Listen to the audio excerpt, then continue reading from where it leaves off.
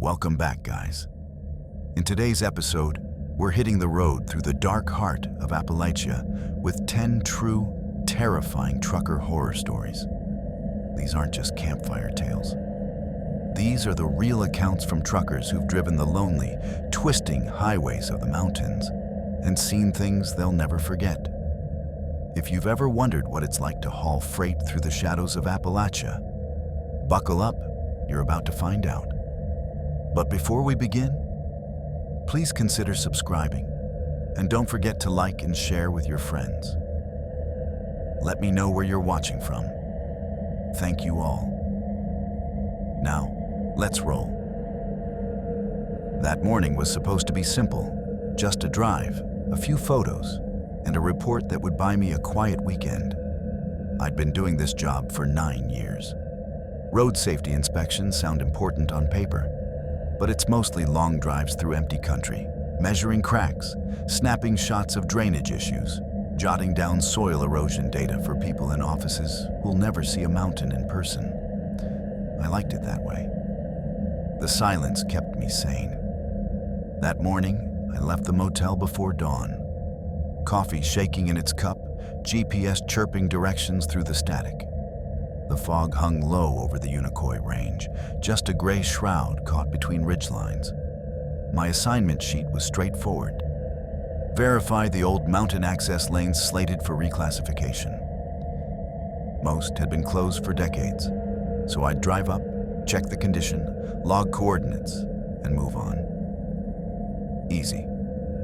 But around 6:40 a.m., I reached a junction that wasn't supposed to be there. The main highway curved east toward Latimer Pass, but my GPS blinked, stuttered, and rerouted by itself. A new pin appeared. Marrow Creek Access. I frowned. The name wasn't on any of the digital maps I'd checked. Still, the system had my assignment code attached to it. Sometimes the DOT database uploaded old paths for reassessment, so I thought maybe this was one of them. If I skipped it and it turned out to be valid, my supervisor would ask questions, and I needed that promotion. The sign for Marrow Creek was half buried in weeds. The metal was rusted through, letters eaten down to ghosts of paint. Behind it, the road itself looked wrong. Not damaged wrong, unnatural wrong. Asphalt gave way to soil and then to some gray composite I couldn't identify. Trees pressed close on both sides like the forest had been trying to swallow it for years and finally stopped at mid-bite. I radioed dispatch out of habit. Unit 14 to base. Heading on to Marrow Creek Access for verification. The line hissed. Then, Marrow. What? I repeated it, but the response dissolved into static. I should have turned around right then. But there was something in me that didn't want to. Curiosity mixed with pride, maybe. You get used to forgotten places in this job, roads that were paved for a reason no one remembers. So I went in. The first half mile was slow going. My truck bumped over frost-heaved ruts and half-collapsed culverts. The forest here was old, oak and hemlock, gnarled roots breaking the surface like ribs. The air smelled metallic, like wet iron. When the wind shifted, I heard faint clattering, almost like tools tapping stone far away. I told myself it was rockfall. At mile 1, the road dipped into a hollow, and the light vanished almost completely. The fog thickened until it looked solid. My headlights cut only 10 feet ahead, and what they revealed didn't make sense. The trees on either side weren't aligned properly. The trunks leaned at identical angles, and each one had a pale scar circling, the bark about shoulder height, like a ring. I slowed to photograph it, zoomed in, and realized the rings were impressions, indentations made by something round decades ago. Chains, maybe. When I zoomed out, I noticed something else. There was a man standing between the trees ahead, just inside the fog. I hit the brakes. He didn't move, just stood there, wearing a dark coat and a miner's helmet. Old style, the kind with a carbide lamp fixed to the front. I could see the faint glint of metal. The lamp wasn't lit. "Hey!" I shouted through the open window. No response. I blinked, and he was gone. I thought maybe my eyes were playing tricks on me. Long drives, low blood sugar, poor light. It happens. But then I looked down at the GPS, and the map was gone. The display was just white noise, coordinates flickering between real numbers and gibberish. Something was wrong with the sound, too. The forest had gone perfectly still. No insects, no wind. The world felt wrapped in cotton. Even the rumble of my truck engine seemed muted, like it was idling underwater. Then came the tapping again, closer this time. Metal on metal, irregular, like someone dragging a crowbar across steel. I climbed out to check. The fog was thicker now, swallowing my flashlight beam in seconds. The ground near the rear tires was trembling ever so slightly. I knelt down, half expecting to see a burrowing animal, but the soil was swelling, rising and falling in slow, deep breaths. That's when I heard the whisper. It came from beneath the road. "All hands present?" I froze. The ground exhaled. The fog moved with it, rolling outward in a pale ring. And then I saw what was underneath. The soil had split open like a lung, black void below, lined with timbers, not roots, beams, old ones, rotting cross supports from a tunnel or drainage culvert that shouldn't have existed here. Something in that darkness shifted. I ran back to the cab and slammed the door. The radio was still dead, but the GPS screen had changed again. It was no longer blank. It was showing a route ahead, 6 miles uphill, to an endpoint labeled Marrow Creek Site 6. My hands were shaking, but I pressed on. If this was some kind of collapsed mining road, it would make sense of the old man's helmet, right? Maybe I'd stumbled onto a pre-regulation tunnel system. I could write it up as a historical hazard. Mile 2. The grade steepened. The air grew heavier, tinged with sulfur. My ears popped like I was gaining altitude too quickly. That metallic smell returned stronger than ever, mixed with something else.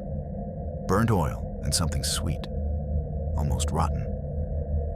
Then the tapping resumed, all around the truck. It came from the roof first. Clink, clink, clink. Then from beneath the floorboards, knock, knock, knock. And then a long scraping sound across the passenger door. I shouted, "Who's there?" and got a reply I'll never forget.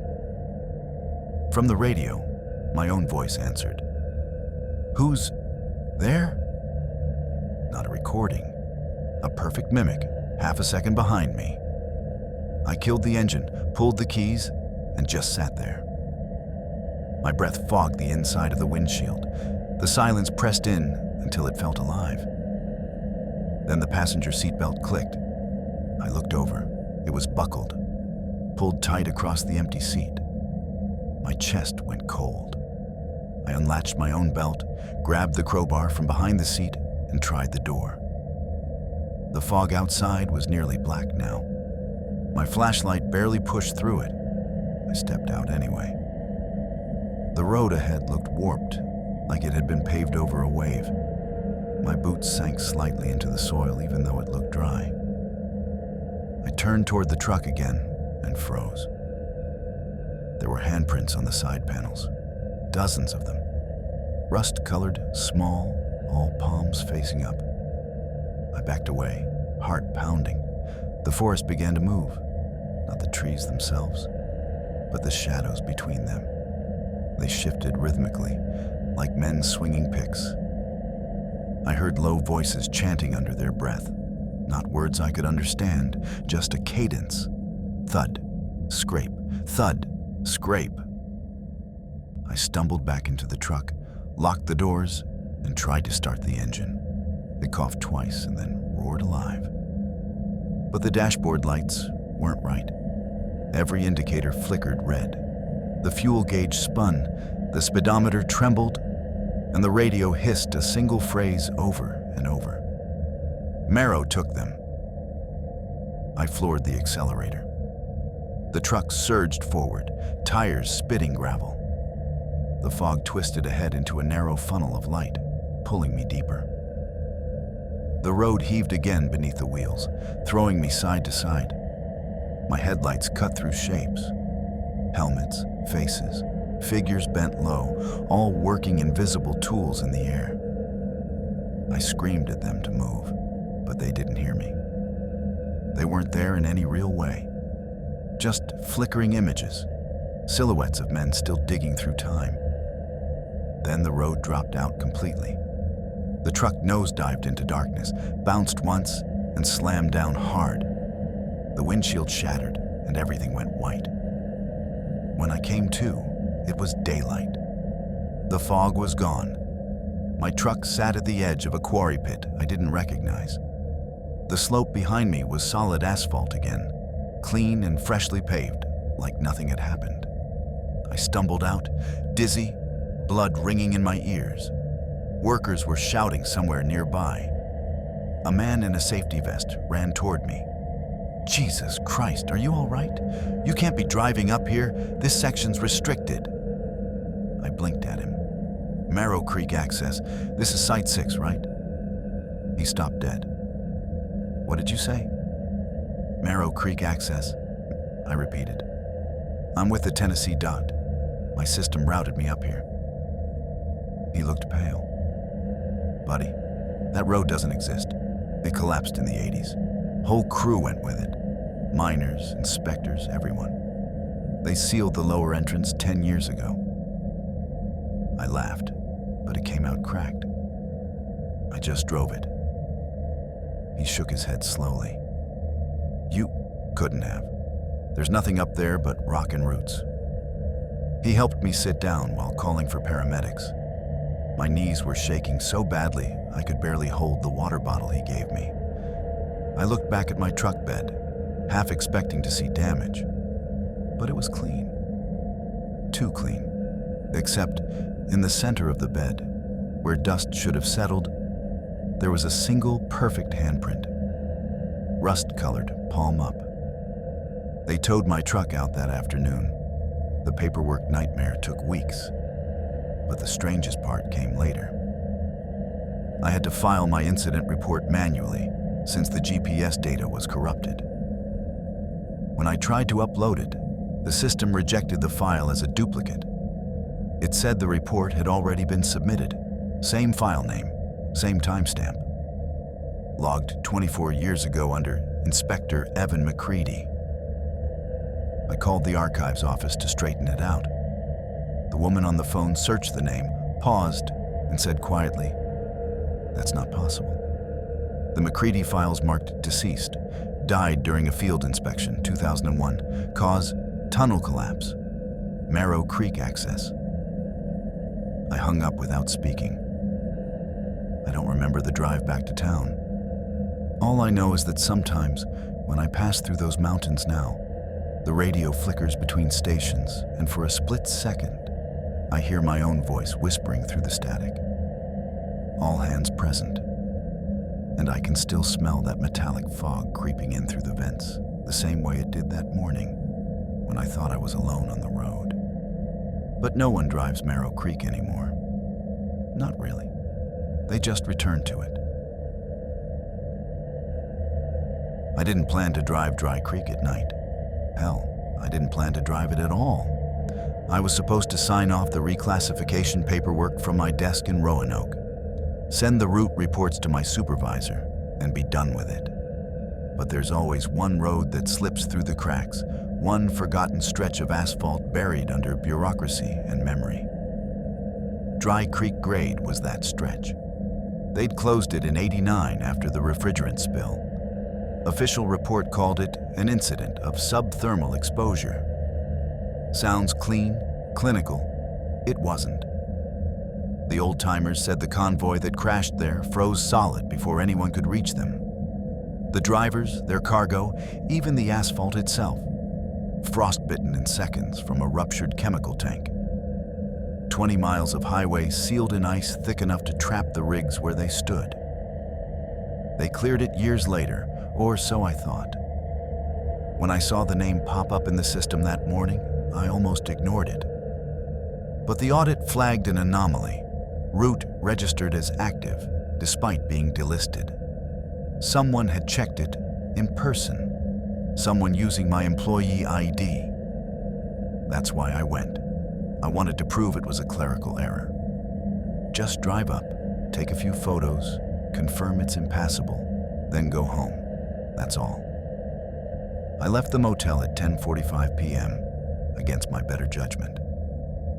It wasn't far, maybe a 40-minute detour through the hills. The sky was starless, a solid black lid over the mountains. My rental SUV hummed up the incline, tires crunching gravel. No GPS signal after the first 10 miles, just the occasional metal reflector flashing like a dying pulse on the guardrail. The air started getting colder around mile 12. The kind of cold that makes your bones ache before your skin feels it. I turned up the heater, but the vents blew nothing but tepid air. My breath started fogging inside the cab. At mile 14, I saw the sign, half buried in the shoulder mud, barely legible under layers of corrosion. Dry Creek grade, closed to commercial freight. The letters had warped like something had burned them from the inside out. The road narrowed from there, one lane twisting through naked trees. Their branches arched overhead like ribs, skeletal and white against the high beams. I slowed down. The asphalt looked normal at first, until I realized it wasn't wet. It shimmered. My tires hissed across a thin, translucent layer of ice, even though the temperature read 42 degrees. I told myself it was runoff. I told myself a lot of things that night. The first truck appeared at the curve. A rusted freightliner jackknifed against the guardrail. Headlights shattered, cab crumpled like paper. Its trailer was still upright, plastered with faded hazard diamonds I could barely read. R134A, refrigerant, keep sealed. I stopped a few yards away, heart hammering. There were footprints in the frost, dozens of them, circling the cab like a search crew had just been there. But the prints weren't right. They weren't sunken. They were raised, embossed outward, like the frost itself had remembered where men once stood. Something ticked inside the truck. Not a drip, not settling metal. A steady, rhythmic tuck, tuck, tuck, like an engine still cooling after a long drive. I called out. My voice fogged the air and died there. No echo. Then, behind me, a horn blared. I spun around and caught a flash of amber headlights rounding the bend, low, flickering, old halogen style. The truck was massive, a double trailer, all chrome eaten by time. It rolled toward me slow and deliberate, engine whispering instead of roaring. I waved my flashlight. "Hey, you can't come through here." No response. The driver's silhouette was visible for half a second. Head tilted, one hand on the wheel. Then the cab passed close enough that I could see the frost crawling up the windshield from inside. The windows were fogged white, and through them, something was moving. Not a person, not quite. Just a shifting shadow that pressed against the glass from within. Too fluid, too slow. The truck glided past. No engine noise, no tire sound. My breath hitched as it coasted around the curve ahead and vanished.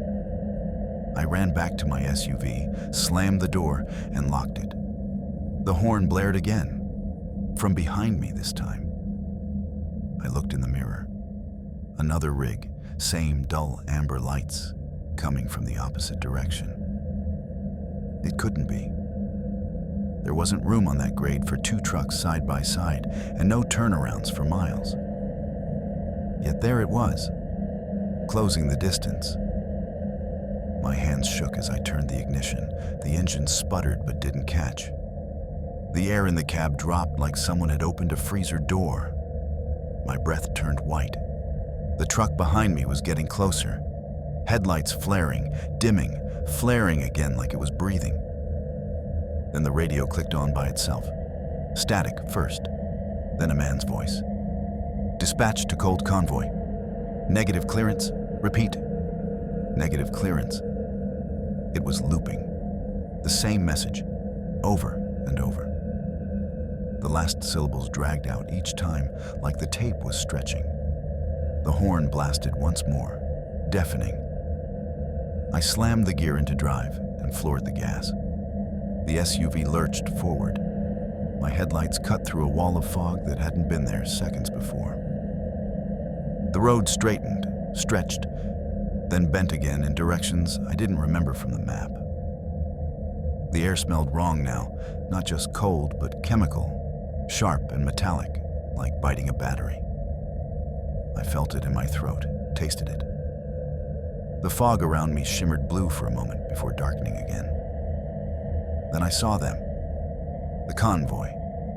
3 trucks, nose to tail, crawling up the grade ahead. All identical. All with that same frost-glazed finish. Their brake lights glowed a faint orange through the fog. I eased off the gas and coasted behind them, trying to see if they were real. That's when I realized my own windshield was frosting over. From the inside.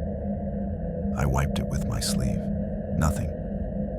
The ice came back faster, spreading veins across the glass. I turned the defroster to max, but the vents howled and spit air that smelled like rot. My fingers were going numb. I held them in front of the heater, but they looked pale blue, almost translucent under the dashboard light. The trucks ahead began to fade, their taillights dimming until they were just points in the fog. Then my radio crackled again. Driver number 4, maintain distance, payload integrity confirmed. A sound followed, like someone breathing directly into the mic. Then a wet scrape, then nothing. I didn't realize I was crying until I saw the streaks freezing on my cheeks. I hit the horn. Nothing. The trucks ahead had vanished again. Only the fog remained, pulsing faintly with a dull, blue-white light from somewhere up the grade. I should have turned around, but I couldn't. My hands were locked around the wheel, white-knuckled, unmoving. The engine began to whine, a low pitch that vibrated through the seat. The temperature gauge dropped below 0. The dashboard lights flickered, then stabilized. And then, something knocked on the roof. 3 times. Not like hail, not like branches. Precise, slow, deliberate. I craned my neck, heart hammering, and that's when the passenger seat belt snapped tight by itself. Pulled hard across the empty seat. The buckle clicked into place with a sound that echoed inside my skull. A voice whispered from the air vents. Soft, hoarse like frozen lungs trying to speak. Manifest, complete. The road tilted left sharply. I gripped the wheel, skidding, and the SUV fishtailed. The headlights caught a sign spinning past. Site 7, Chem Storage, before I slammed into the guardrail. Metal screamed. The airbags didn't deploy. I hit my head on the steering wheel, stars exploding across my vision. When I blinked them away, the fog outside had turned blue again. The world was silent. And in front of me, idling perfectly in the middle of the grade, was a semi-truck. Its cab door was open. The frost on it glowed faintly like veins under skin. I don't know why I got out. Curiosity, compulsion, something in my brain whispering that I had to see. The cold hit like a punch. My boots slid on the slick pavement as I walked toward the truck. Each breath came out crystalline, hanging in the air. The trailer was labeled R134A. Refrigerant material, sealed transport. The latch wasn't frozen shut. It was frozen open. A gap just wide enough to see the dark interior. My flashlight flickered, then died completely. I lifted my phone to use its light, but the battery drained from 40% to 0 in 2 seconds flat. The door moved by itself, just a few inches, enough to let something out. A gust of air rolled past me, cold enough to burn. My eyelashes froze together. The fog moved against the wind, curling around my legs, rising like steam from a grave. And through it, I heard footsteps, heavy, slow, crunching ice that wasn't there a moment ago. I backed up, nearly slipping. My heart was slamming against my ribs, begging me to run. But I saw a shape step out of the fog, and my legs went dead still. It was a man, or what used to be one. Dressed in a freight uniform, stiff with frost. His face pale and cracked like porcelain, lips blue, eyes white as sleet. His movements were mechanical, jerky, like strings pulling him from somewhere far away. He looked straight at me. When he opened his mouth, a plume of frozen mist poured out. "Manifest complete," he whispered again. Behind him, more figures emerged. All frozen, all in uniform, all holding invisible cargo between their arms, like they were still working the convoy. One by one, they turned their heads toward me, the sound of ice splintering echoing through the hollow. I stumbled back to the SUV and slammed the door, locking it, screaming at the engine to start. The key turned once, twice, nothing. Then, on the third try, it roared back to life. The radio clicked on again. "Convoy complete. Return to origin." I slammed it into reverse. Tires spun, scraping over ice that shouldn't exist. The figures outside moved closer. Their eyes glowed faint blue now. Faint, but unmistakable. One pressed a hand to my window, leaving a frost print shaped like a perfect human palm. I shifted into drive and floored it downhill. The fog followed. I could see nothing, only feel the wheels grabbing at patches of asphalt between slicks of ice. My headlights caught flashes of movement, frozen faces in the trees, fragments of trucks half submerged in the embankment, each one coated in frost. I must have hit something. The world turned white. The last thing I remember was the temperature gauge slamming to 0. When I woke up, it was daylight. A rescue crew was parked behind me. One of the men shouted my name, said they'd been searching since dawn after receiving a distress ping from my ID tag. I asked what time it was. He said 8:15 a.m. "Did you see them?" I asked. He frowned. "Who?" "The convoy, the trucks, the people." He shook his head. "There's nothing up here, sir. The road's been closed since the spill. Hasn't been cleared in decades." He helped me out of the SUV. My legs were shaking so badly I could barely stand. I turned to look back up the grade and saw nothing but bare asphalt and sunlight. No fog, no frost, just road. Until I noticed the handprint, frozen into the metal of my door, palm up. I took photos for evidence, but when I checked them later, the images were gone, replaced by static, gray noise. Same for the dashcam footage. And that night, when I filed my report, the system flagged it as a duplicate, already submitted by me. Dated December 14th, 1989. The same week as the Dry Creek spill. I don't drive anymore. The engine hum feels too much like breathing. And every winter night, when the temperature drops below freezing, I wake to the sound of an idling truck outside my apartment. Always the same voice whispering through the static heater vents. "Manifest complete." They always tell you to stay on the logged routes. Even if it adds an hour, even if the back roads look faster on paper, don't take the forgotten ones. There's a reason they're forgotten. I knew that, and I still went. I was never a driver. My work came after the hauls were done. Verifying insurance, cross-checking delivery slips, fixing discrepancies in the freight database. 99% of my job was paperwork, the kind of quiet task that gives you too much time to think.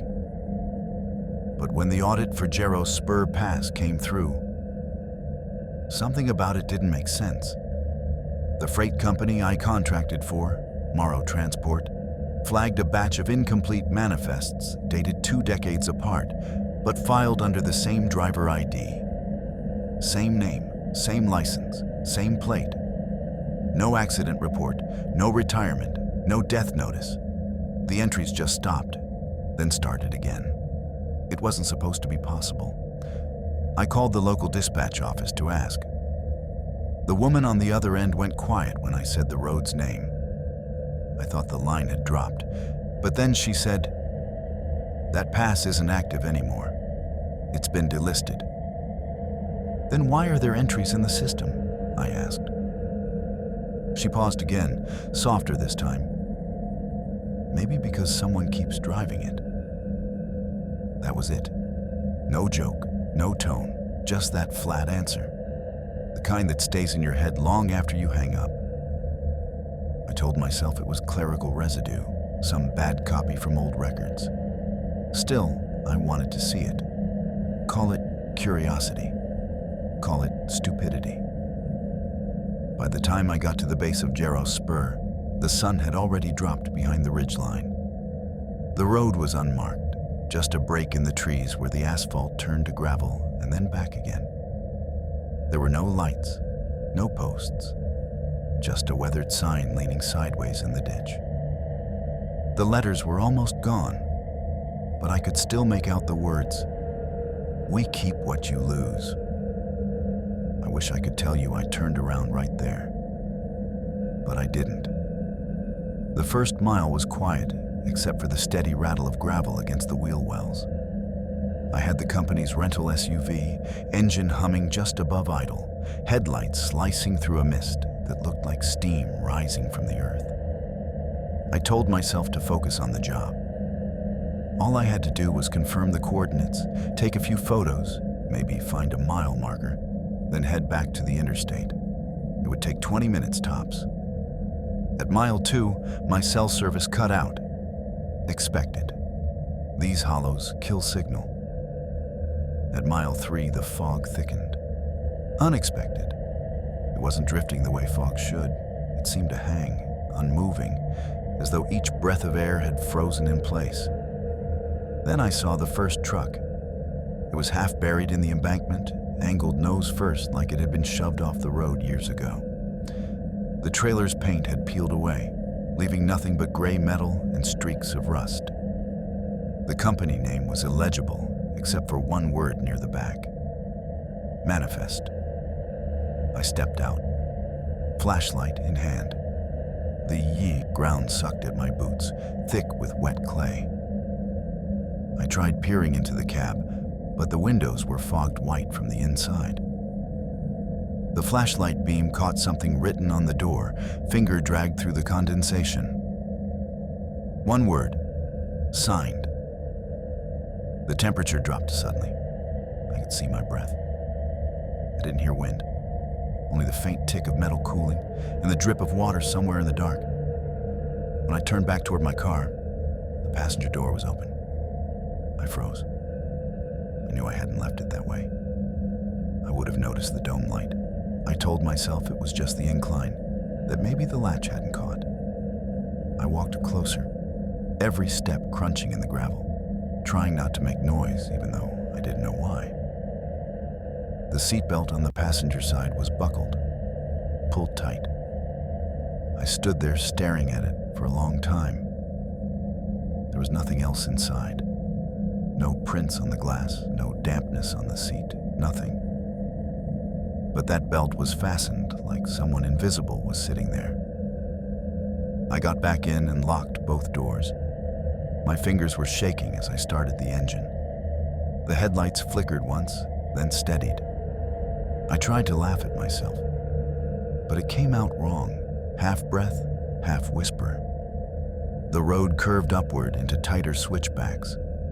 My GPS stayed blank, the compass spinning lazy circles like it couldn't decide which direction was real. Around the fifth curve, I saw headlights ahead. 2 small amber points glowing faintly through the fog. Finally, I thought. Another vehicle. But as I got closer, the light didn't behave right. It didn't brighten or flare. It just stayed the same weak glow no matter how close I came. When I rounded the bend, I realized the lights weren't headlights at all. They were reflections. 2 glass insulators nailed to a fallen power pole, catching my beams. That's when I started feeling watched. Not followed, watched. Like the trees themselves were waiting for me to do something. I turned on the radio just to fill the silence. Static. Then, faintly, under the hiss, a voice. Load confirmed. Seal intact. Repeat. Seal intact. Dispatch chatter. But no one used analog radio anymore. Not on these frequencies. I reached for the dial, but the knob was freezing cold. Enough to sting my fingertips. Manifest. In transit. The voice continued, warping as if underwater. Then a sharp crack like metal under strain, then silence. I kept driving. The fog thinned slightly near the ridge crest, enough to reveal a turnout on the left, a flat patch of asphalt ending in a sheer drop. The guardrail had been torn away long ago. A rusted marker stood crooked at the edge, its lettering half-eaten. Site 14. Do not enter. Something in me wanted to see what was down there. So I stopped. I walked to the edge and pointed the flashlight downward. The beam barely reached the bottom, but I saw a glint of chrome. Truck frames. 3 of them. Cab roofs crushed, trailers twisted, frozen in a heap, like they'd been dropped from the sky. My light flickered. For one heartbeat, I thought I saw someone moving among the wrecks. A silhouette standing upright, head tilted back as if looking right at me. Then the light went out. I spun back toward the SUV. The fog had closed in behind me. I couldn't see more than a few feet ahead. I fumbled for my phone, dead, even though it had been at 70%. I used the faint glow from the dashboard as a guide and nearly tripped when my boot hit something solid. It was a license plate, clean, no rust, WV3WAST47. That was my rental's plate number. I didn't think, I just ran. When I got back to the SUV, the engine was still idling, and the passenger seat belt was unbuckled again, coiled on the seat like a snake that had just exhaled. I drove until I hit the next mile marker, except it wasn't a mile marker. It was a sign I'd passed before. The same one. We keep what you lose. I hit the brakes. My hands were slick with sweat, even though the cabin felt like a freezer. I turned around, headlights cutting through empty fog, and started back down. Every turn looked the same. Every bend brought me back to the same stretch of trees, the same dip in the road. Then, far ahead, someone stepped into the lane. He wore a hooded jacket and carried a freight manifest in one hand, a clipboard hanging limp in the other. I slowed down. His head was bowed, but as I got closer, he looked up. His face was pale gray, like paper soaked through. Lips cracked, eyes blank. He lifted the clipboard and pointed to it. I could barely make out the words written across the top in fading blue ink. Sign here to confirm delivery. My hands tightened on the wheel. You're not real, I whispered. But the words felt useless. He took a step forward. The fog moved with him, thickening around his feet. I slammed the accelerator. The tires screamed, spitting gravel as I tore past. In the rear view, I saw him still standing there, the clipboard hanging by his side, but his reflection in the mirror didn't match. It was turned toward me, smiling faintly. Something hit the rear of the SUV. A thud. I didn't stop. I drove until the fog broke and the first light of dawn began filtering through the trees. When I finally reached the main highway, my dashboard clock said 6:27 a.m., but the digital clock on my phone, now mysteriously powered again, read 2:14 a.m. I pulled into the first diner I saw. The waitress gave me one look and said, "You look like you've seen a ghost." I laughed, but it came out more like a cough. My voice sounded older somehow, dry. I ordered coffee, black, and watched the window. A truck passed outside, an old model, the kind you don't see on the road anymore. Its cab door had a faded logo, Morrow Transport. When it stopped at the intersection, the passenger door opened just slightly, and then shut again on its own. I finished my coffee and left without paying. Back at the office, I filed my report, described the road, the wrecks, the fog. I didn't mention the man, didn't mention the seatbelt or the plate. I attached the photos I'd taken, but when I opened the upload folder, they were all blank, just gray noise. The system kicked back an error. Duplicate entry detected. I checked the reference number. It matched an archived case. Same coordinates, same company ID, same investigator name, mine. But the submission date was from 1999. I was 10 years old in 1999. I went home early. Slept maybe an hour before a sound woke me. Something tapping gently on glass. My apartment overlooks the freight lot behind the building. Down below, a single truck idled, white exhaust curling into the cold air. Its passenger door was open. On the windshield, written in condensation, were 2 words: delivery pending. I told myself I imagined it, that none of this happened, that Jarrah Spur Pass doesn't even exist anymore. But sometimes, when I'm driving at night and the highway fog thickens just enough to blur the road, I see a figure on the shoulder with a clipboard in his hand. And sometimes, for no reason at all, the seatbelt beside me clicks into place. They told me the inspection would take half a day, maybe less. Drive up, check the air readings, snap some photos, and get back before dark. That was the instruction. Simple, right? The route ran north along County 19, through a tangle of Appalachian back roads that still showed coal trucks on the map, even though no one's mined here in 20 years. The old-timers called it Black Hollow Spur, a road that once connected the hillside shafts to the rail depot before a collapse sealed the whole network. I'd heard of it, mostly from co-workers who said the maps still flagged it as restricted, which usually means someone forgot to delete it. I left Charleston after sunset, against my better judgment, driving the state-issued gray SUV. My supervisor wanted the report on his desk by morning. We'd already lost the cleanup contract because the site kept failing readings. I figured a fresh inspection might show the sensors were faulty, not the land. I kept the radio off. I liked the quiet. The air outside the glass was damp with that deep valley humidity that smells like rust and wet bark. When I passed the last lit gas station at Elk Ridge, the road narrowed into blacktop and then gravel. No signs after that, just forest pressing close, trees bending toward the windshield like curious strangers.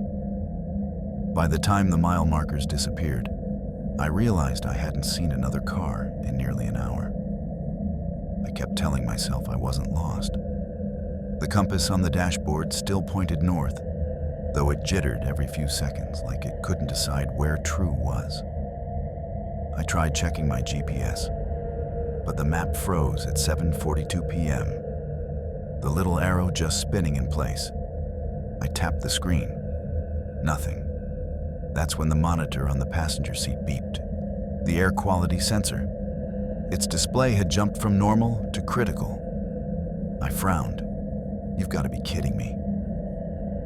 Sometimes these monitors spike when you hit a pocket of bad air, methane seepage, leftover carbon. I cracked the window just an inch to let the stale air out.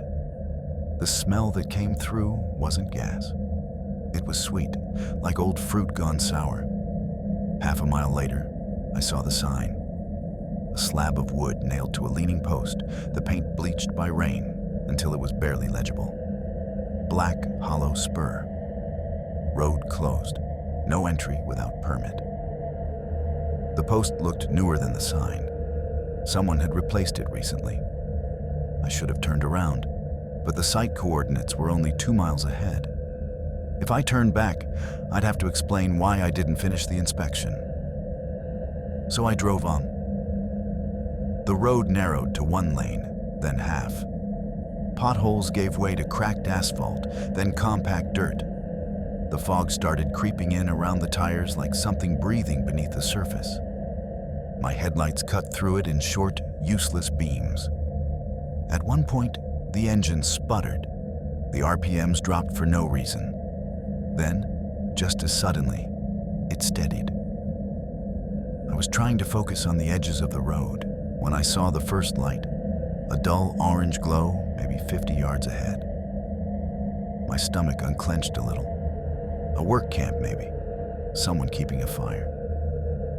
But as I got closer, I saw it wasn't firelight at all.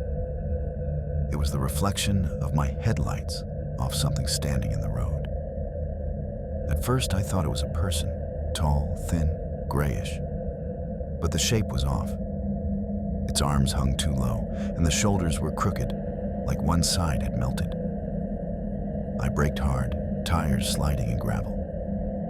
The thing didn't move, didn't even sway. When I blinked, it was gone. I sat there breathing hard, scanning the road. Empty, just fog and trees. I drove on slower after that, every muscle wired tight. Maybe 5 minutes later, I came around a bend and saw a mine entrance on the left. A steel gate half bent inward like something had pushed from inside. My headlights caught a flash of yellow. A safety placard, half torn away. The visible part read, "Ventilation shaft, do not unseal." I stopped. The air monitor was beeping again, louder now, flashing red across the dash. I opened the door. The sound outside hit me first, not wind, not insects. Just a low, rhythmic pulse like a heartbeat echoing through the ground. The shaft mouth was about 20 feet across. Fresh earth surrounded it, darker than the rest of the soil, like it had been disturbed recently. Someone had pried the gate open. The bolts lay scattered in the mud, the edges clean, uncorroded. I was crouching near the entrance when my radio crackled. "Ina, copy." I grabbed the handset. "This is Carr. Who is this?" Static. Then, "Exit. Now." The signal died. I looked back at the SUV. The passenger door was open. I froze. I was sure I'd closed it. I even remembered hearing it latch. I walked back slowly, scanning the trees. Nothing moved. No wind, no birds. Just silence so deep it made my ears ring. Inside the cab, the air felt different. Warmer, heavier. The side mirror was tilted upward as if someone had leaned on it. And there was a handprint on the inside of the windshield, small and gray, smeared as if drawn in dust. I drove off fast, heart hammering. I didn't care about the inspection anymore. I just wanted pavement, lights, anything human. But the road kept climbing instead of descending. Every curve looked like the one before it. The fog grew thicker, glowing faintly from some unseen source. At one point, I passed a fallen sign.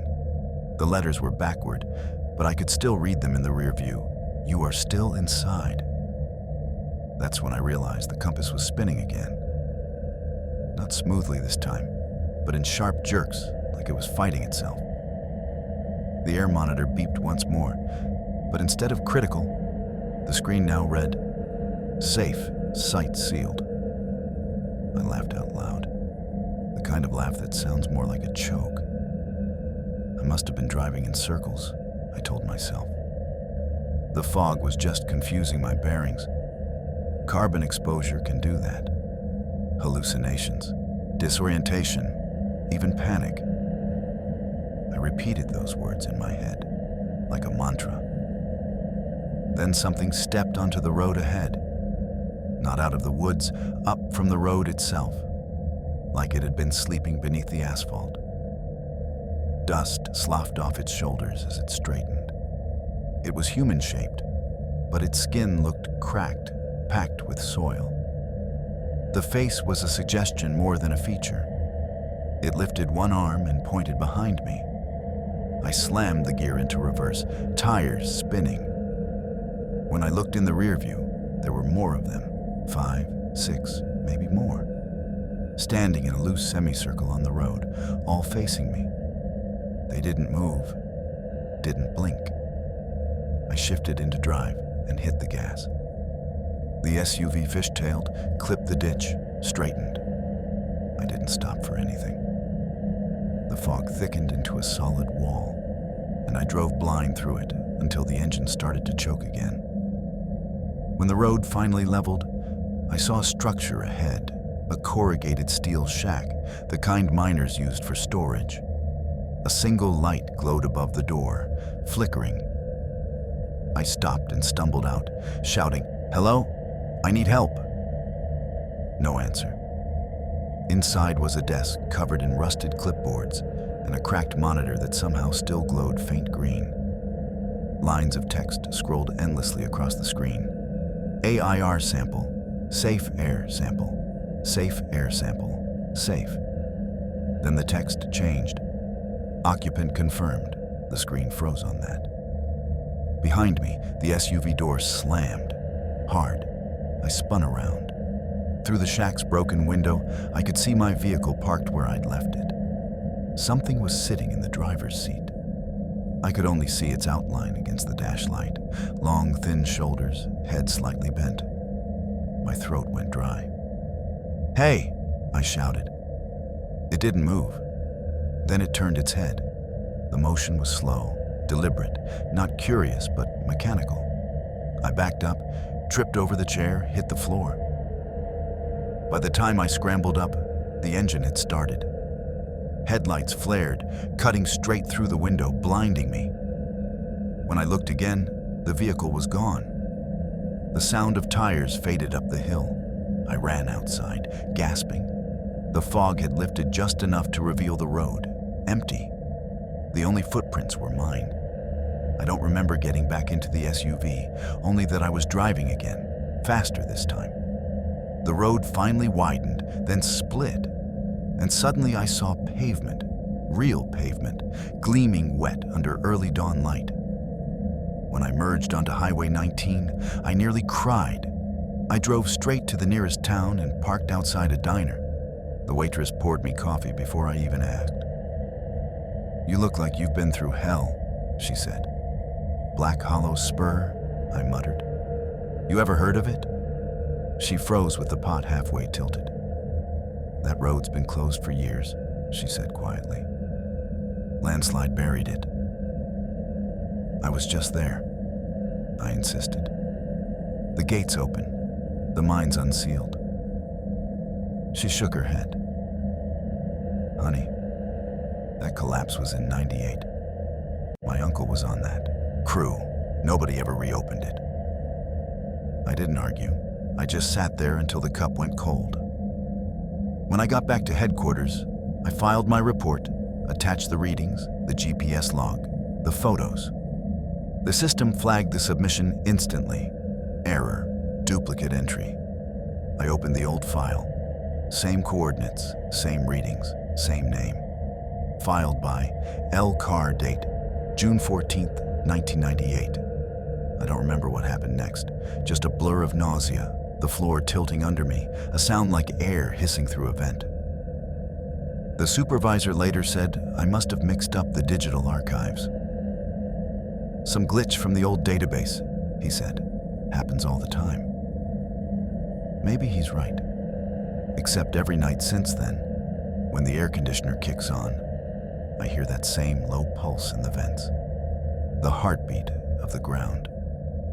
And sometimes, when I wake before dawn, there's dust on the inside of my windshield, always in the shape of a single hand.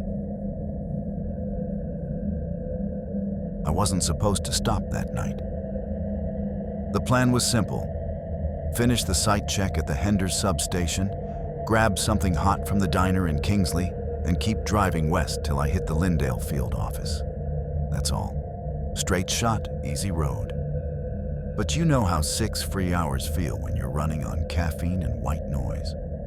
Too long to sit in a cab, too short to sleep anywhere real. The dashboard clock said 9:42 when I passed the exit for Cedar Vale Overlook. The name pulled at something in my head.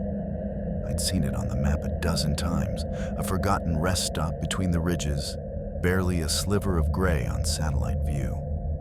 No gas, no signage, just an old gravel loop and a guardrail that used to mean scenic. I don't know why I turned in. Maybe I just wanted the road to stop humming for 5 minutes. The air changed the second I pulled off the asphalt. It went heavy, thick, almost gelatinous, like the air after lightning but before thunder. The kind that clings to your throat and feels charged without sound. The gravel under the tires was soft, giving more than it should have. The place smelled of iron and moss. I killed the engine. The silence that followed was worse. No cicadas, no frogs, not even a far-off hum of trucks. I remember thinking the whole stretch of hills sounded paused. Behind the guardrail, half buried in vines, I saw what looked like an old trail. A faint line of flattened brush leading downslope. I'd read somewhere that the overlook used to connect to a limestone quarry before they sealed it off. Curiosity and stupidity are cousins, I guess. Because I grabbed my sandwich, a bottle of water, and went to look. The trail dropped fast. My boots sank into mud that smelled metallic, like wet batteries. When I reached the bottom, I found it wasn't really a quarry, more like a shallow cut of exposed stone filled with runoff and dead branches. The air down there felt warmer somehow, like the ground itself was breathing. I sat on a rock, unwrapped my sandwich, and told myself I'd give it 15 minutes. Just enough to stretch, clear my head, maybe write something in my logbook about soil exposure consistency to make the detour look official. I got through half the sandwich before I heard it. Not a voice, not footsteps, an engine. It started faint, distant enough that I almost mistook it for wind. But it grew fast, rough and off-tempo, coughing through gears like something that had no business still running. The sound came from the road above, maybe 50 yards up. I killed my flashlight and crouched instinctively. Through the trees, I saw headlights flare. They were the wrong color, yellowed and weak, the kind you only see on cars from another decade. The vehicle rolled into the overlook, slow and dragging. When it stopped, I caught its outline. Long body, squared front, chrome frame dulled by rust. Something between a station wagon and a hearse. The engine clanked once, twice, and then idled at a low, uneven rumble. I expected someone to step out, but no one did. I watched, barely breathing, as both front doors swung open on their own. Not fast, just steady. Like someone inside was moving slowly enough to keep them from creaking. The engine tone changed, sputtering, almost panting. That's when I felt the vibration through the ground. Small at first, like distant drilling, then heavier. The surface beneath me was trembling in sync with that motor. The mud rippled around my boots. I whispered to myself, "It's just compression from the engine," even though I knew it wasn't. Then the car shut off. Dead quiet. No one got out. I waited a full minute before moving. My legs were shaking as I climbed halfway up the slope, enough to see over the brush. The headlights were still glowing. The car was pointed toward my rig, the beam washing over the back doors like a spotlight. Then, from behind the car, a figure appeared. He walked like his knees were backward. His shoulders slumped forward, arms too long, head too low. He stopped beside the open driver door and rested one hand on it. I could hear his breathing even from where I was, wet, heavy, rhythmic.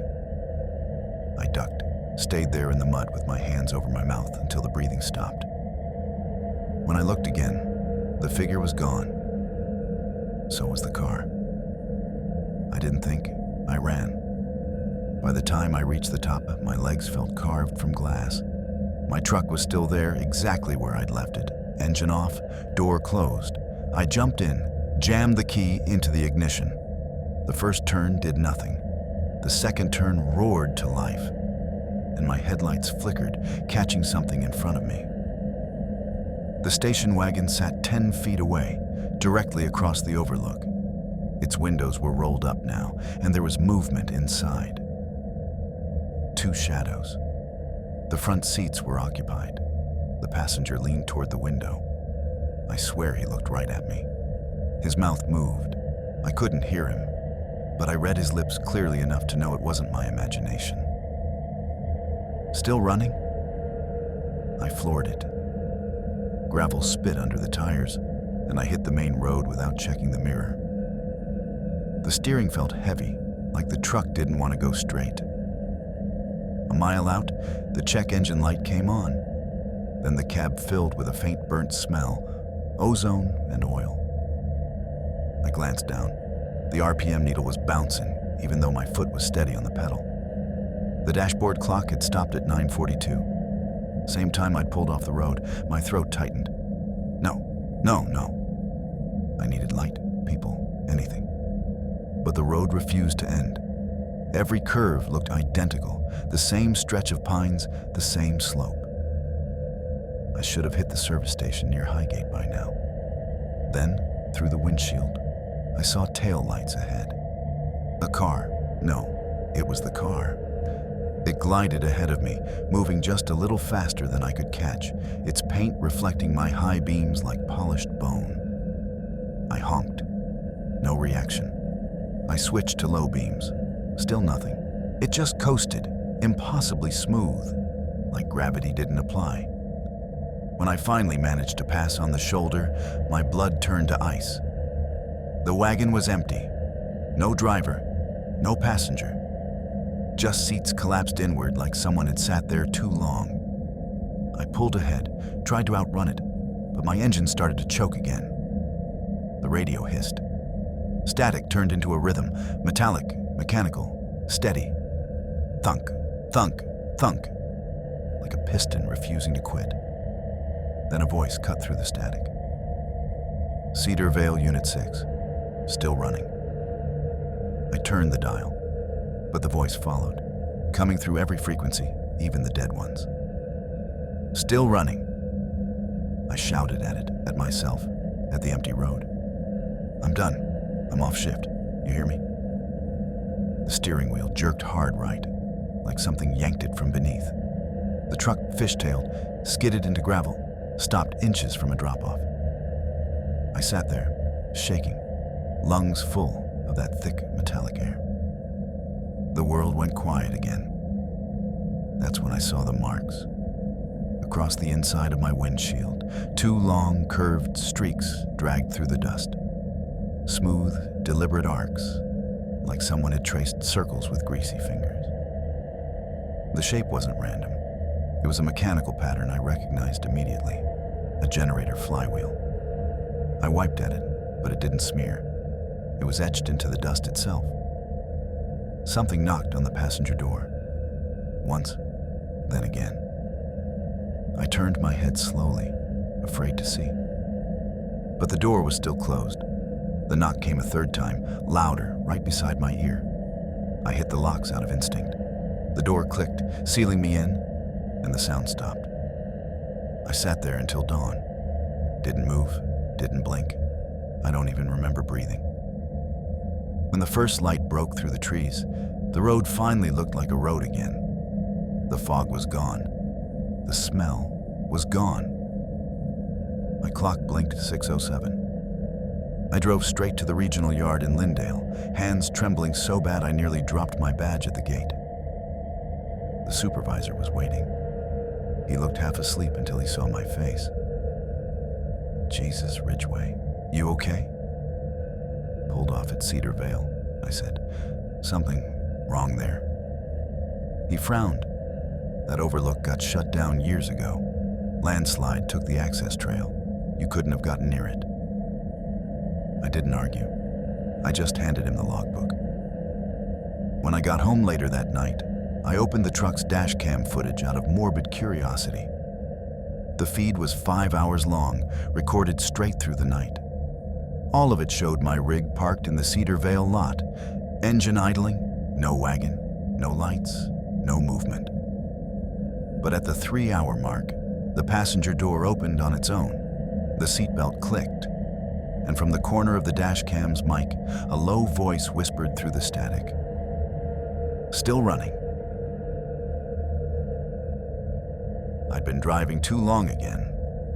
The kind of stretch where hours blur and you stop noticing the white lines until they slide by like old film reel scratches. I'd finished a late delivery run near Blaine's Ferry and loaded a return haul from a plastics yard just outside Weston. Easy freight, sealed pallets of tubing, light enough that I barely felt them pulling on the hitch. My plan was to follow Route 60 through the Laurel Ridge corridor and catch the main line west before dawn. I'd done it maybe 50 times before. The road's narrow, winding, and quiet. The kind of two-lane you take when you don't want way stations or way-in conversations. It was a little past 11 when I hit the stretch that runs between the old mining towns. The part where the asphalt turns uneven and the trees close in tight. I remember feeling this faint pressure building behind my eyes, like the cab was gaining altitude even though the road looked level. The kind of headache that comes from stale air or bad weather, except the night was clear. Cool too. The stars above the ridge flickered hard and sharp, the way they do when you're too far from any town light. I thought maybe I needed to stop a minute. Stretch, grab water, do the usual ritual that convinces you fatigue is something you can fix by standing outside your truck for 60 seconds. So I pulled off where the road widened into a gravel turnout, not even an official stop, just a curve wide enough to fit a rig if you parked tight. I'd seen it before. There was an old iron guardrail half swallowed by vines and a forgotten sign bent backward that maybe once said, "Overlook." I shut the engine off and stepped into the kind of silence that doesn't sound like peace. More like the world holding its breath. Something about that stillness made me uncomfortable right away. Usually you hear something, crickets, a breeze, a single truck a mile away. But the air here felt padded. I could hear my pulse. The headlights lit the guardrail and the dirt beyond it. And something like a path, faint, barely visible between the weeds. A rut maybe, where rainwater carved a trail downhill. I grabbed my flashlight, figuring I'd walk a bit to wake up. I stepped over the guardrail and followed the slope. The dirt crumbled under my boots, and the smell hit me. Copper, sweet rot, like wet bark and old rain. The path led down maybe 30 feet before opening into a small clearing. It might have been a dried creek once. The rocks were smooth flat like river stones, though no water had run through in years. The beam from my flashlight cut across a tree with white paint chipped into an arrow pointing left. It looked old, decades old. But someone had drawn over it recently in fresh chalk. Under it were 4 letters, LPH. At first, I thought it was some forestry mark. But the longer I looked, the stranger it felt. The lines weren't even. They shook like whoever drew them couldn't stop their hand from trembling. I turned around then, ready to head back up. That's when I heard the engine. It wasn't mine. It came from up on the road. Low at first, then louder, grinding through gears like a truck, forcing a climb it shouldn't make. But the sound didn't fade. It circled, moving left, right, like it was driving loops. The light from my flashlight caught movement at the ridge. Something metallic glinted through the brush. Then headlights swept across the trees, high-set ones, big enough for a box truck, though the pitch of the engine was all wrong. It sounded old. I ducked behind a fallen log and killed my light. The truck rolled into the turnout above, brakes sighing. Through the gaps in the branches, I saw it wasn't a semi. It was some kind of long, narrow delivery van, the kind from the 70s, painted dull yellow, though grime made it hard to tell. A single rear door rattled loose on its hinge, and every few seconds the brake lights flashed, even though the engine was idling. Then someone climbed out. He was tall, too tall, with limbs that didn't seem to agree on direction. His coveralls looked black at first, but when he stepped under the beam of his own headlights, I saw the fabric was dark green, speckled with something pale. He walked to the back of the van and ran one hand along the metal, slow, almost affectionate. Then he turned toward my rig. I didn't move. My hands went slick around the flashlight handle. He walked across the road, dragging his fingertips along the guardrail. The sound, that thin metallic screech, cut straight through the quiet. He stopped by my truck, leaned close to the cab window, and whispered something I couldn't hear. Then he straightened, looked back toward the van, and raised one arm like a signal. Another door opened. Two more figures stepped out, one short, one stocky. And all three turned their heads the same direction, toward the trees, toward me. I froze. The man with the green coveralls lifted something from his belt. I thought it was a flashlight at first, but when he flicked it on, the beam wasn't white. It glowed a soft amber, the color of old lantern glass. He started down the slope. I backed away, trying not to slip on the stones. My heel hit a rock, sent it tumbling. The sound might as well have been a gunshot. The lantern light swung toward me immediately. I dropped flat against the mud, pressed my face into it. The beam passed above, slicing through the fog that had begun to gather at knee height. The man paused. The lantern held out in front of him, like he was smelling for something. The light didn't flicker like a flame. It pulsed, slow and even, like it had a heartbeat. I waited. 10 seconds, maybe 20. Then I heard the voice. It wasn't his. It came from my CB radio. "Breaker, breaker," a woman said, her tone syrupy and wrong. "You've gone too far south, honey. The parish don't take kindly to strangers." I squeezed my eyes shut. The cab was 100 feet away, but that voice sounded like it was whispering through the ground itself. Then she said it again, louder, dragging the words like a lullaby. "You've gone too far south. You can't leave on your own." The man with the lantern turned his head toward the sound, then back toward me. He tilted his chin slightly, like he'd just remembered something unpleasant, and began walking back up the hill. The three of them climbed into the van. The headlights blinked once, twice, then cut out. The engine noise didn't fade. It just stopped. No footsteps, no movement. Just that same padded quiet, heavier now. I stayed there for what felt like an hour before I crawled up the hill. My knees shook the whole way. When I reached the top, the turnout was empty. No van, no tire tracks. But there was something on the guardrail. Someone had scratched a word into the rust using something sharp. Parish. I ran my finger along it. The rust flaked away under my nail. The word wasn't rusted over. It was fresh. When I got back into my rig, I locked the doors, turned the key, and the engine coughed like it was choking on gravel. When it finally caught, the CB crackled again. No voice this time, just static, faint, but rhythmic. It almost sounded like a heartbeat through a bad speaker. I drove, fast. I don't remember passing the next few towns, just trees bending away from the headlights, and the road going darker between every bend. I kept the radio off, the windows closed. My hands shook so bad I could barely hold the wheel steady. When I finally saw lights again, a gas station at a crossroads maybe 15 miles up, I pulled in hard enough to scrape the curb. I stumbled out, walked straight into the fluorescent glare, and leaned against the vending machine till my heart slowed. The clerk inside gave me a look like I'd come up from the grave.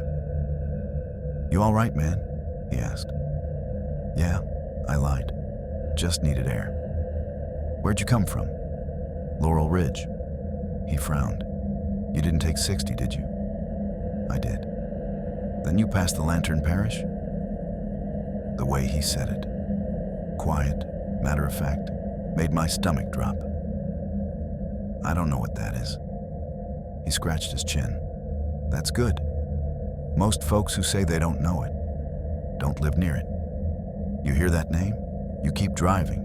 You see lantern light, you don't stop. And if somebody offers to ride with you, don't let them in." I nodded, pretending to understand. I bought a coffee I didn't drink and left before he could talk more. Back on the highway, the world felt normal again.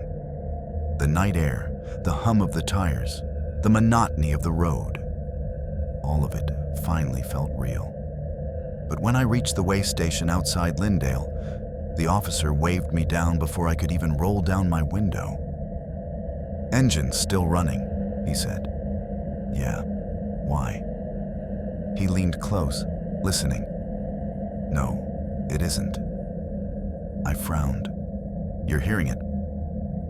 He shook his head. "I'm not, but you are." I didn't know what he meant until I realized I did hear something.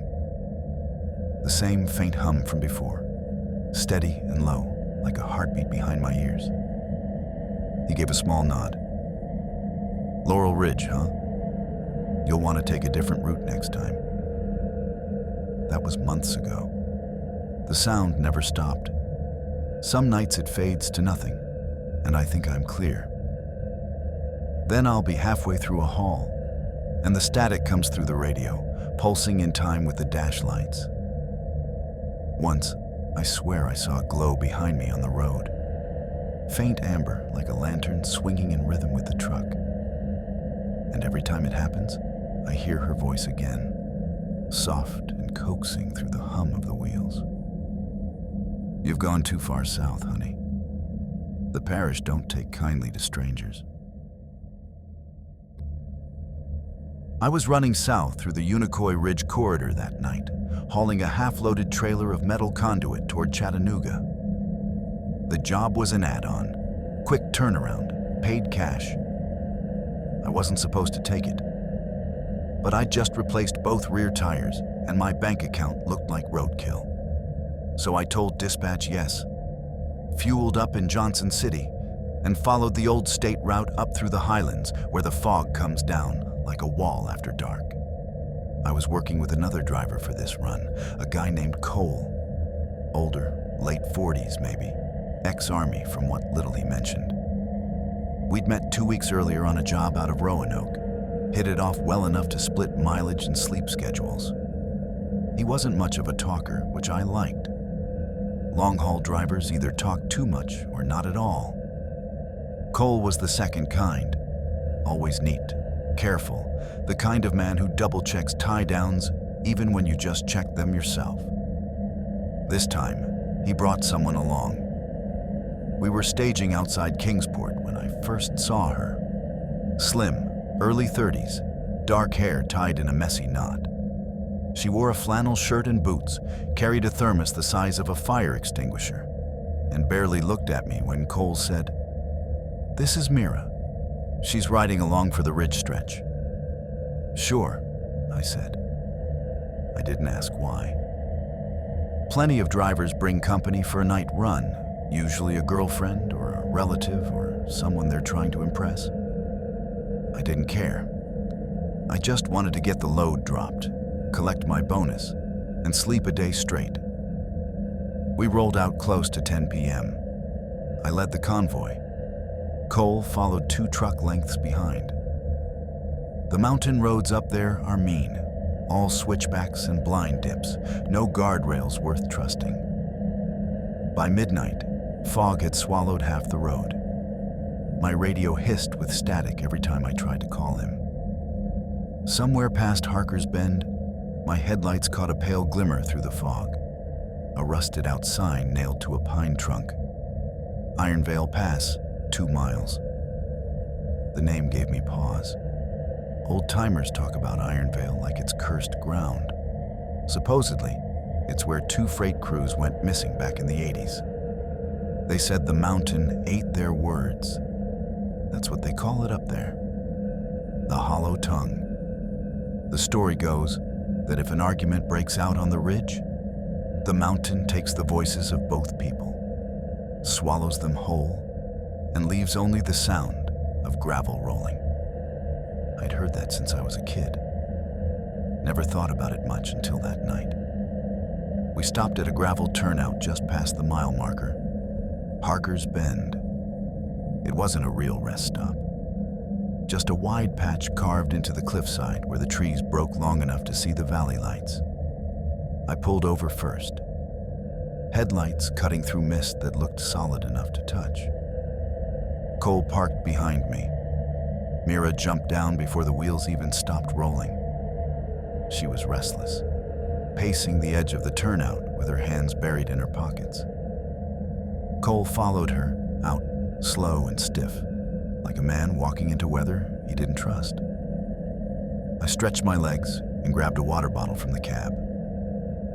"We stopping long?" I called over. He shook his head. 15 minutes. Mira gets carsick." She turned and gave him a look that wasn't gratitude. I didn't want to be in the middle of whatever that was, so I just nodded and leaned against the trailer, watching the fog creep between the pines.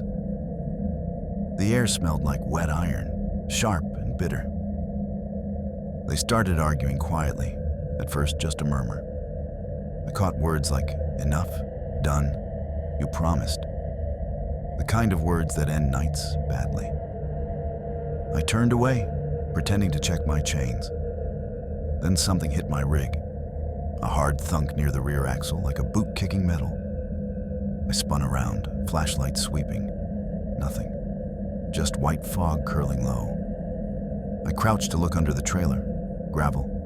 Mud. Empty. When I stood back up, Mira was gone. Cole stood alone near the edge, head tilted toward the forest. "She went down there," he said, his voice even. "Down where?" He pointed toward a dark break in the trees. "Trail." I told her not to. The trail wasn't a trail, more like a narrow gash where rainwater had eroded the slope. The fog looked thicker down there, pooled in layers. "You want me to go after her?" I asked. He didn't answer, just walked back to his cab, climbed in, and shut the door. Something in my chest twisted. The sound of the door closing felt final, too heavy, too deliberate.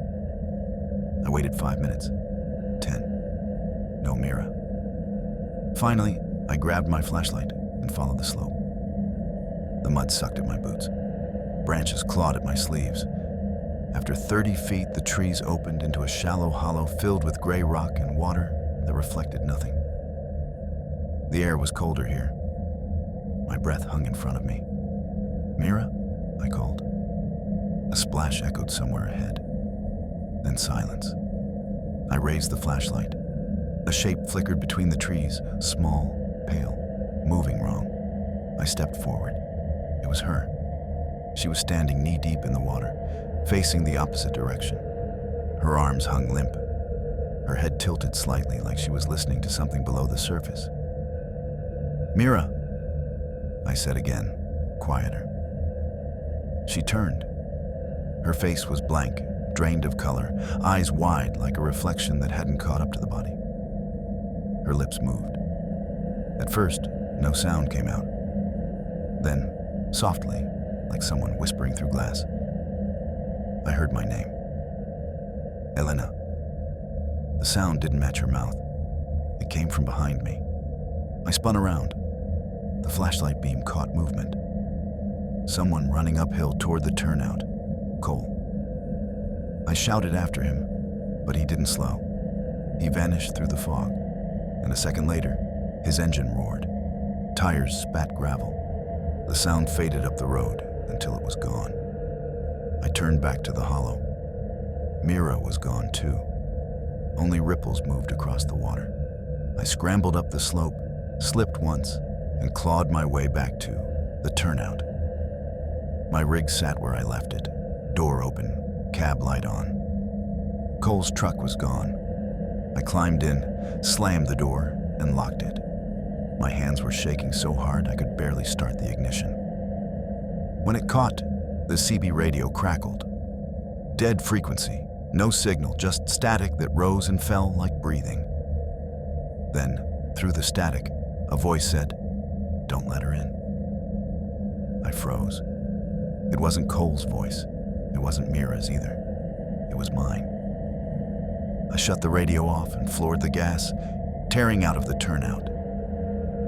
The tires spun, skidded, caught traction, and I barreled up the next incline until the road leveled. My pulse was pounding so loud, I didn't realize the engine noise had changed. It was deeper, heavier, like two motors running at once. I checked the mirror. There was a second set of headlights behind me. Not Cole's, too close, too low to the ground. They wobbled like lanterns swinging from ropes. I pushed 80 on that narrow ridge. The road twisted like a living thing, fog shearing across the beam of my lights. The twin glows behind me never fell back, never closed in, just followed.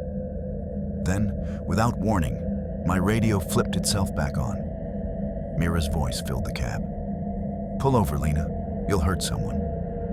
Her tone was calm, too calm. "Where are you?" I shouted. "Right behind you." The lights surged closer. I could see their color now, not white, but yellow-orange, flickering. Flames? No. Lanterns, old ones, swinging from unseen hands. I swerved, nearly clipped the guardrail. The fog thickened until the world became a tunnel of white and light. Then, silence. Everything went dark. When I came to, the truck was idling on the shoulder. I must have blacked out for seconds, maybe longer. My hands were still on the wheel. The road ahead was empty. No lights, no fog. I checked the clock. 3:17 a.m. I'd lost almost 4 hours. The passenger door was open. Something sat on the seat, a small leather pouch tied with cord, damp and smelling of smoke. I didn't touch it. I rolled the window down and tossed it into the trees. As soon as it left my hand, the radio popped again. Cole's voice this time. "You shouldn't have done that." I slammed the volume knob down, but his voice cut through even with the power off. "You brought her back. You fed it." I screamed at the windshield. "Where are you?" The CB hissed once more. "Harker's Bend. Come see what you left." I didn't. I drove until sunrise. When I finally reached the Chattanooga yard, the dispatcher looked confused. "You're early," he said. "Cole checked in at 4. Said you were still sleeping up in Unicoi." I stared at him. "Cole's here?" He pointed to the manifest board. Both rigs listed as delivered, same timestamp. I walked out back and sure enough, Cole's truck sat in the far bay. Driver's door open, lights dead, engine cold. No one inside. The mechanic said it had been parked since dawn. No footprints leading to or from it. The passenger seat was soaked, like someone had spilled a whole canteen across it. But it didn't smell like water. It smelled like iron. I quit the next week, sold my rig, swore off night runs. But the mountain didn't forget. A month later, I drove past Unicoi Ridge again on my way to visit my sister. I wasn't thinking about that night until I hit the same curve near Harker's Bend, and the radio crackled to life on its own. "Breaker, breaker," Mira's voice said softly, almost tender. "You missed your turn, honey. Come back." I shut the stereo off. Didn't matter. The voice came again, through the vents, the tires, the pulse in my head. "You can't leave the hollow tongue hungry." That was the last thing I heard before the engine sputtered and the headlights dimmed. And for a split second, I swore I saw the outline of two figures standing in the fog ahead. One tall, one slight, both holding lanterns that flickered in unison, like breathing. I blinked, and they were gone. The road looked normal again. But as I drove on, the air in the cab grew thick and tasted of rust. Sometimes, on quiet nights, I still hear their voices faintly in the white noise. The mountain whispering through static, repeating the same words over and over, in my voice now. Don't let her in. I was 31 when I left the mountains for good. But I still hear them every night, the hum of tires echoing off black ridge lines, the low growl of gears grinding against rain-slick curves. Back then, I drove long shifts hauling reclaimed timber through the southern Blue Ridge, mostly local runs out of Boone or Elk Spur, sometimes up into Virginia. My rig wasn't much, just a beat-up 2006 Kenworth with rust spreading over the fenders and a seat that hissed every time I hit a bump.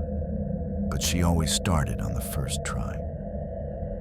That sound used to make me feel safe, like the truck was alive enough to watch my back.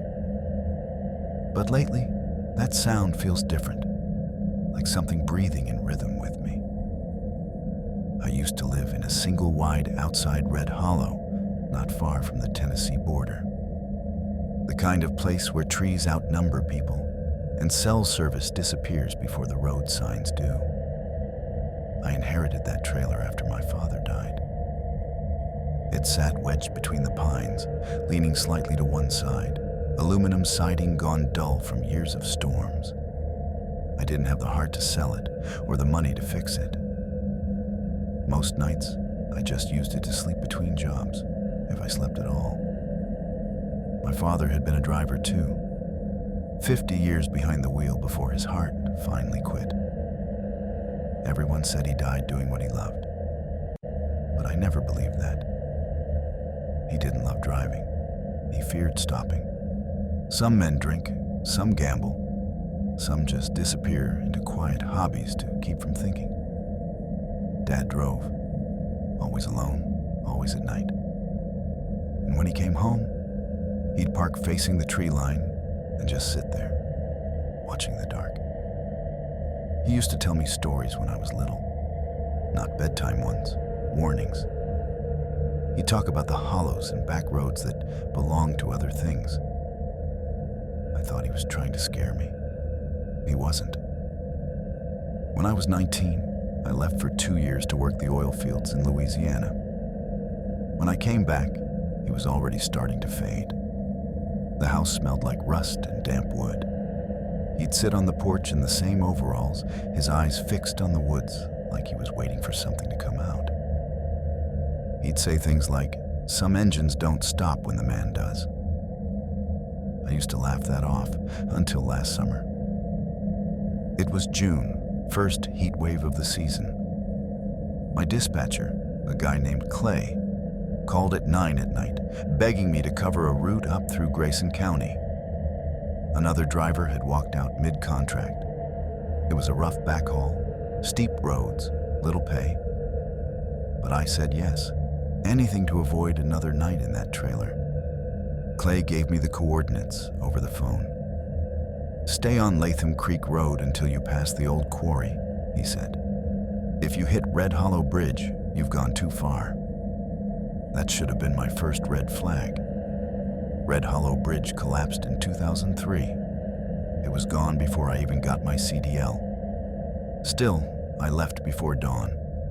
The sun was a dull bruise behind the fog as I wound through switchbacks and half-paved stretches. Around 7 a.m., I hit a narrow pull-off near mile marker 23. Hangman's Curve, they call it. The air felt wrong there. Thick, still, almost electric. That's when the CB crackled to life. "Southbound on Latham, copy?" The voice was gravelly, old. I grabbed the mic. "Yeah, this is Harland, over." Long pause. Then, "You're running late." "Who's this?" No answer, just a hiss. Then 3 knocks echoing through the channel like someone tapping on metal. I set the mic down, more irritated than scared. CB chatter gets weird in the mountains. Random bleed-ins, old frequencies bouncing around the ridges. But when I looked up, I realized something that stopped my breath cold. There was a truck ahead of me on the curve.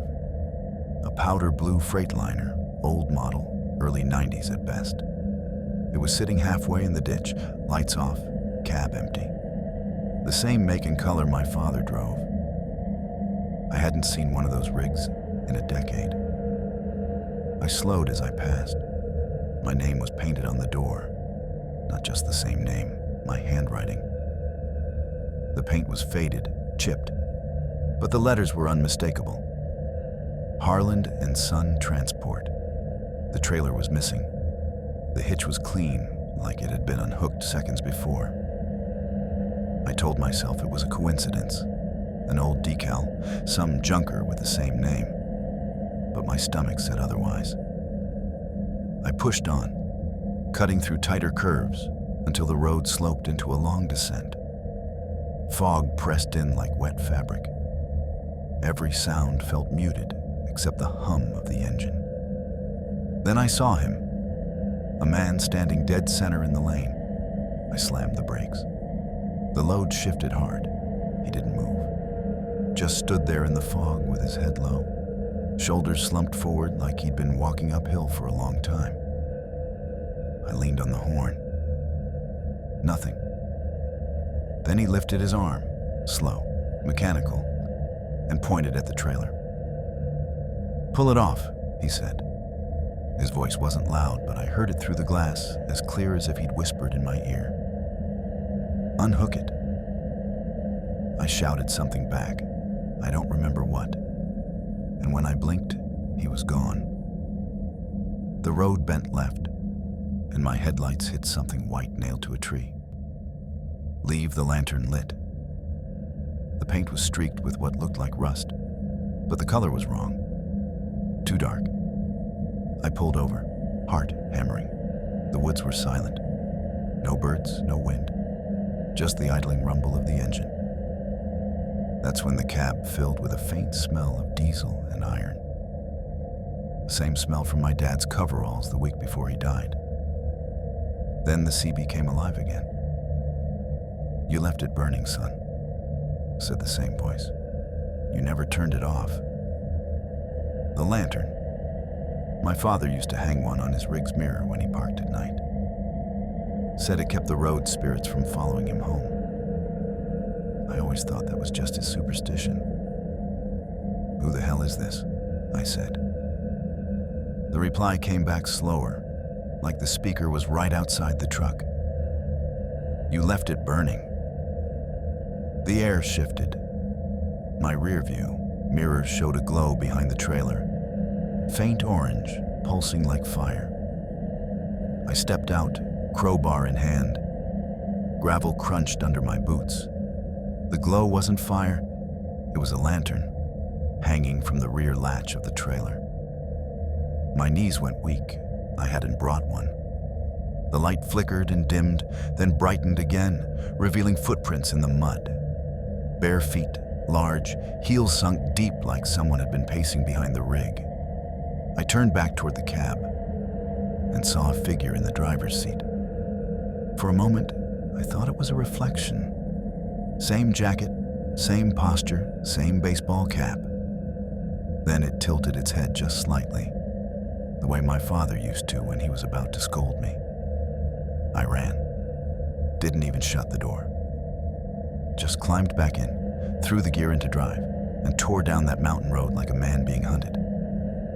The radio screeched, voices overlapping, hundreds of them whispering the same word over and over. Lantern, lantern, lantern. Every curve felt tighter, every turn sharper. I could feel something pulling at the trailer, not weight, but resistance, like the road itself didn't want me leaving. Then I hit the bridge, or what used to be one. There was no warning, just the hollow echo of my tires on loose planks and the sudden yawning black below. I slammed the brakes. The rig fishtailed, the trailer swung wide, and we hit the guardrail. Steel screamed. The next thing I remember is waking to birdsong. The truck was parked neatly on level asphalt, sun leaking through the windshield. No damage, no fog. The clock read 10:42 a.m. I'd lost 3 hours. The back of the trailer was clean, no footprints, no lantern. But the mud on my boots was red, the color of clay you only find near the quarry. 15 miles away. I got to the drop site around noon. The receiver was a small lumber yard tucked behind a hollow. The foreman looked confused when I gave my name. "You already dropped this load yesterday," he said. "That's impossible," I told him. "I was on the ridge last night." He walked me around back. Sitting in their lot was a trailer identical to mine. Same plate, same decals. Except this one was covered in soot, like it had been through a fire. The rear latch was melted into a black knot. Inside, stacked neatly, were planks of timber charred at the ends, and in the middle of them sat an old lantern. The glass was cracked, the wick burned black. I turned and walked straight back to the cab, told Clay I was done. He thought I'd had a breakdown. Maybe I did. A week later, I got a letter in the mail. No return address, just my name scrawled in shaky handwriting. Inside was a single page torn from a manifest form. It was dated the night my father died. Under driver name, it read, "Harlan Surrender Cargo," just one word, "returned." I burned it that night, but it didn't end there. 3 months later, I was driving home from the scrapyard where I'd been picking up extra work. Fog rolled in heavy over the 2-lane. I hit the wipers. They smeared instead of cleared. The world turned to gray streaks. Then, in the corner of the mirror, I saw an orange flicker. At first, I thought it was another vehicle. Then I realized it was following me exactly. Same speed, same turns. A lantern glow, swinging gently. I pulled over. The light stopped too. When I cut the engine, the sound of an idling diesel filled the air behind me. Deep, steady, familiar. I didn't turn around. I couldn't. I just sat there gripping the wheel until dawn broke and the glow finally faded. Now, every few nights, I wake up to see that same orange shimmer reflected in the window of the trailer I still can't bring myself to sell. It never gets closer, never drifts away. Just burns there, waiting. And I've started to understand what my father meant when he said some engines don't stop when the man does. The road remembers, and the lantern always finds its way home.